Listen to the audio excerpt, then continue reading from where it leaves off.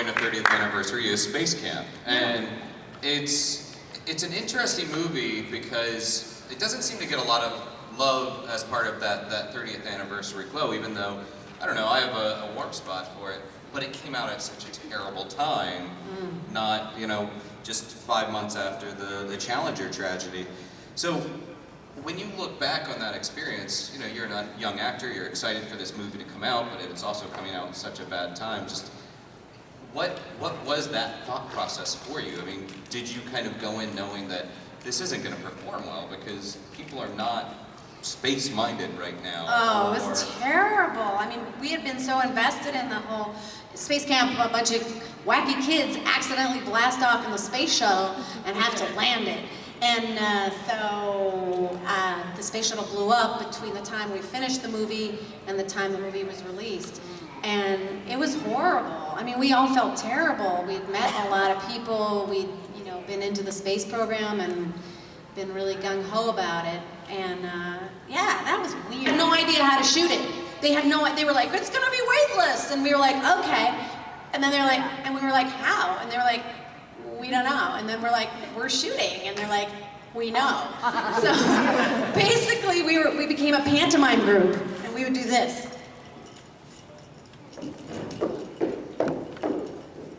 Ohms burn at 2 o'clock. And they were like, Lea, you're a dancer, so you do it. And anyway, I recently met Joaquin Phoenix and reminded him of all this because he was only 10 at the time. And so we were supposed to shoot for 3 months and we shot for 6. So that was intense.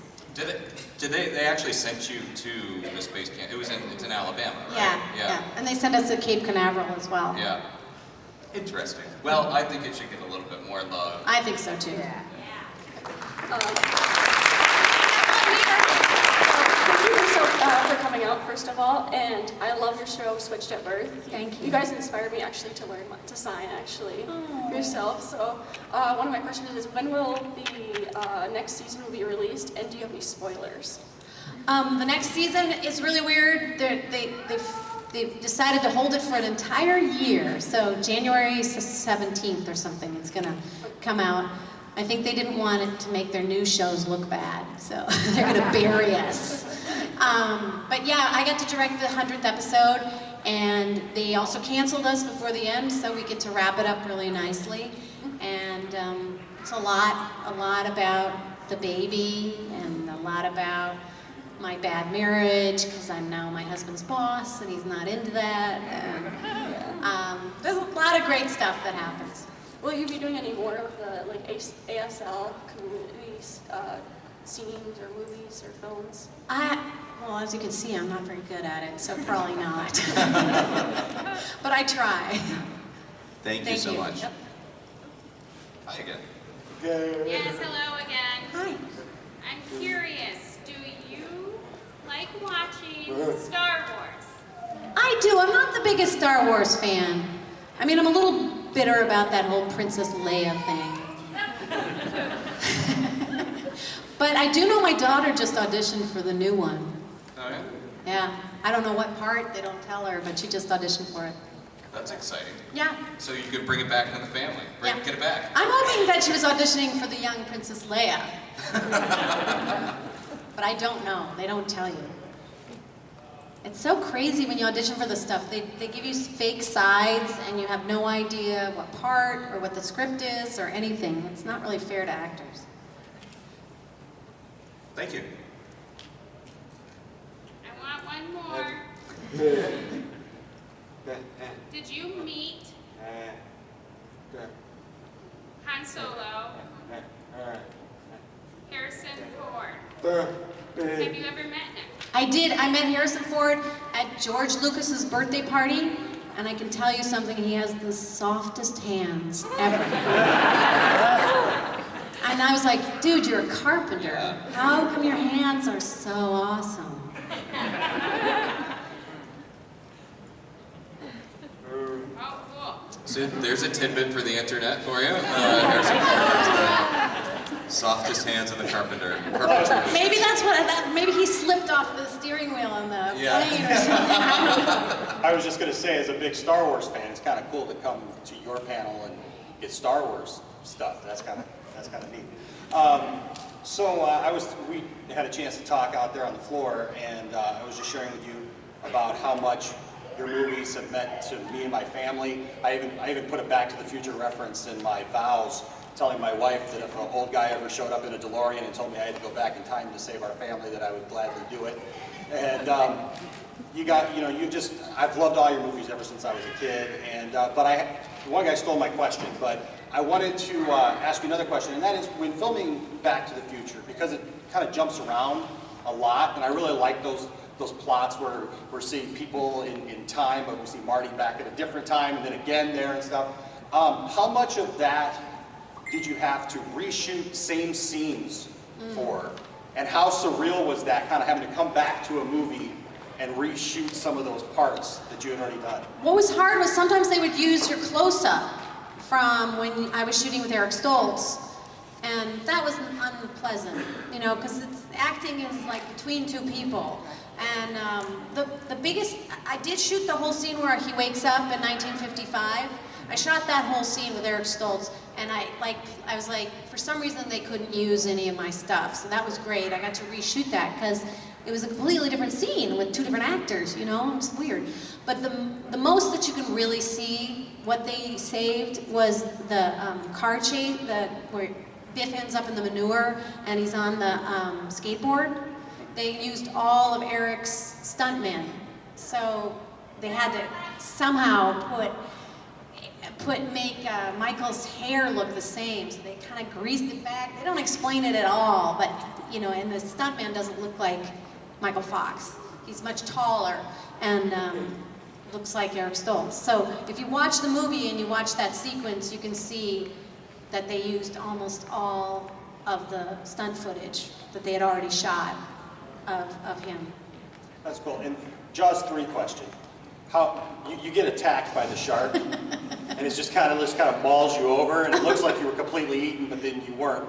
How was it working with the mechanical shark? That's the funniest thing, because I had lied and said I'd done all these movies, and I hadn't done anything. So my very first day on my very first movie, they go, Lea, we have a stunt for you. And they push this button, and the shark comes out of the water.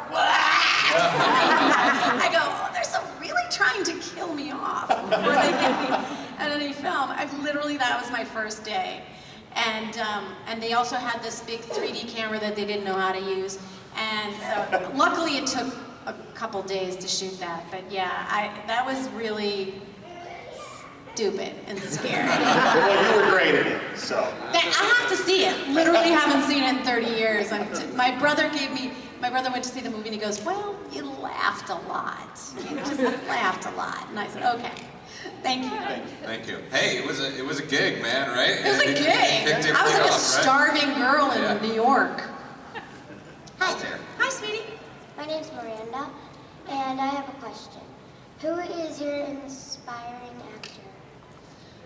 I'm inspired by a lot of people. I mean, the go-to person is Meryl Streep, because she works so hard and she changes so much in every performance. But I was really inspired by so many people, and for me, it's people who I work with that have a really good attitude and are really, really fun and kind.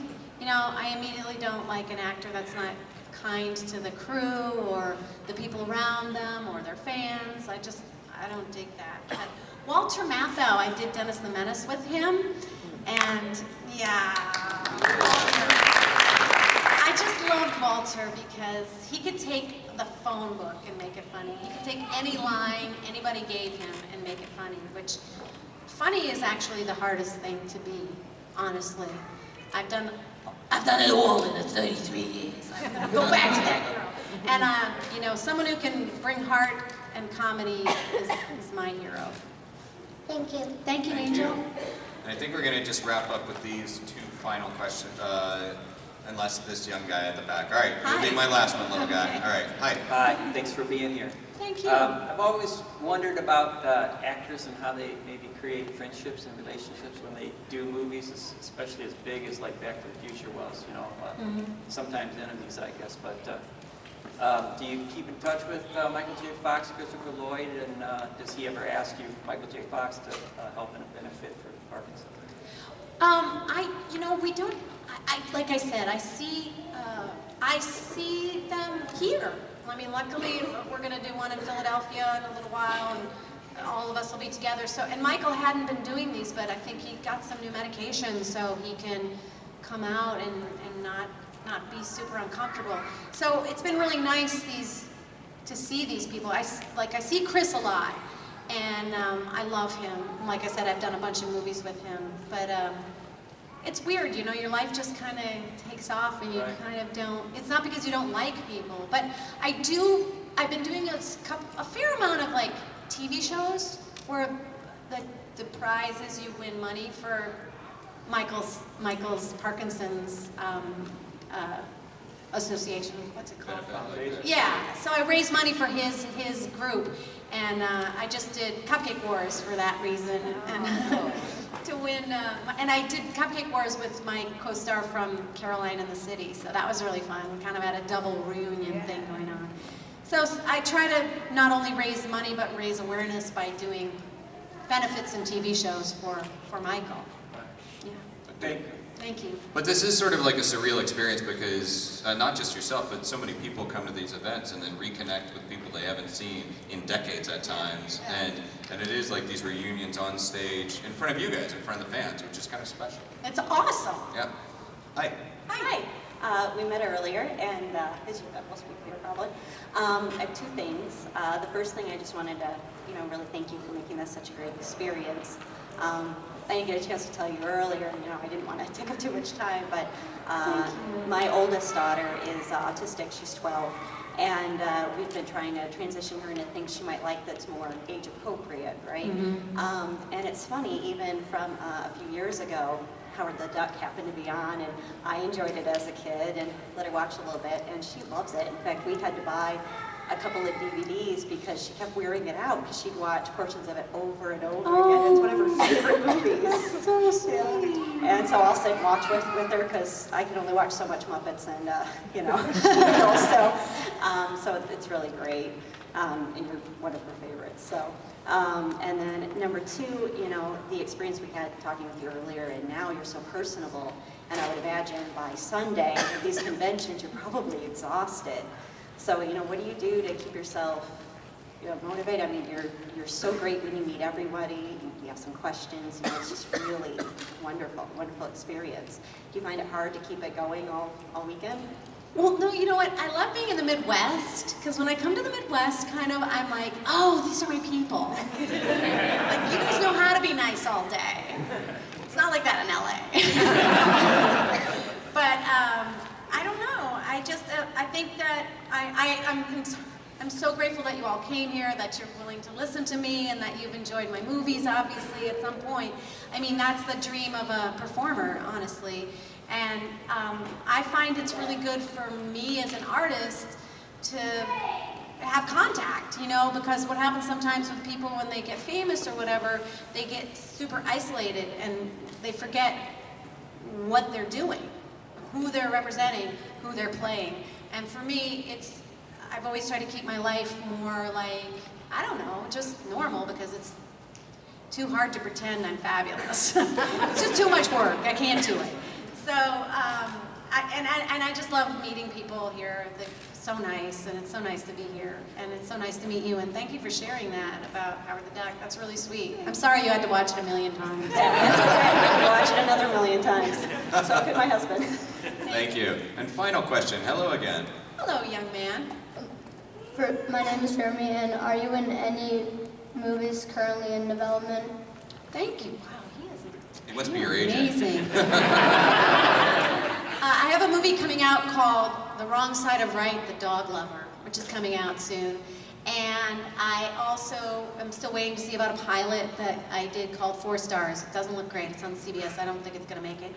And I also just directed a movie called The Year of Spectacular Men. I'm in it along with my 2 daughters, Madeline and Zoe Deutsch.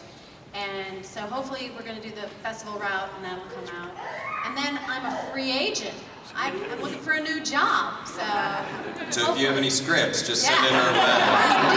Yeah. I would bet that. I'm working on something. But Thank you for your beautiful question. thank you so much. Well, Motor City Comic Con, I think we can all agree that she most certainly is fabulous, and so happy to have her here. Please give it up.